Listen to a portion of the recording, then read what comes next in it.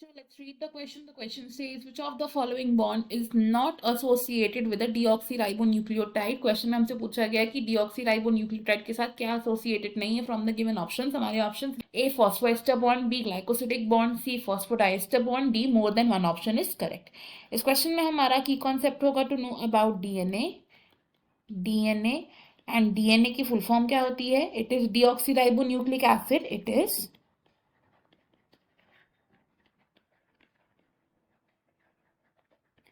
deoxyribonucleic acid.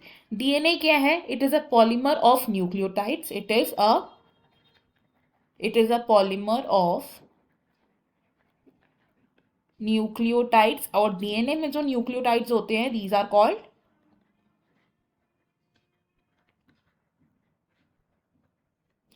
Deoxyribonucleotide. अगर बात करें न्यूक्लियोटाइड की, तो जो न्यूक्लियोटाइड है इसके 3 कंपोनेंट्स प्रेजेंट होते हैं. न्यूक्लियोटाइड के कितने कंपोनेंट्स प्रेजेंट होते हैं? 3 कंपोनेंट्स होते हैं. एंड ये 3 कंपोनेंट्स कौन से हैं? First is a sugar, second is the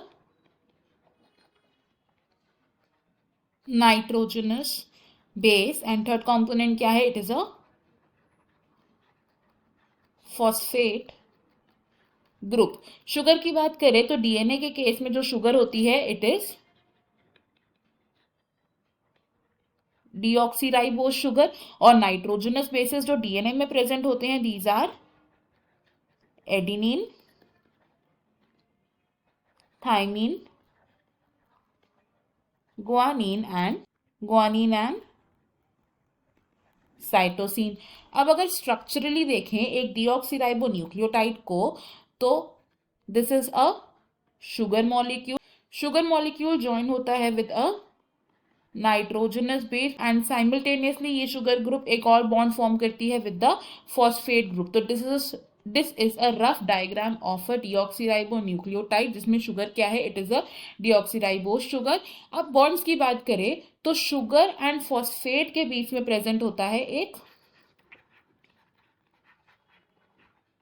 phosphoester bond और शुगर और नाइट्रोजनस बेस के बीच में प्रेजेंट होता है एक ग्लाइकोसिडिक बॉन्ड. सो एक डीऑक्सीराइबोन्यूक्लियोटाइड के साथ 2 बॉन्ड्स एसोसिएटेड होते हैं which are phosphoester bond and glycosidic bond. अगर हम बात करें एडजेसेंट न्यूक्लियोटाइड की, तो एडजेसेंट डीऑक्सीराइबोन्यूक्लियोटाइड कैसे फॉर्म होगा? ये जो शुगर है ये अगेन फॉस्फेट के साथ एक बॉन्ड फॉर्म करेगा एंड ये जो फॉस्फेट है ये एडजेसेंट न्यूक्लियोटाइड के शुगर से भी अटैच्ड होगा which is further attached to a nitrogenous base again.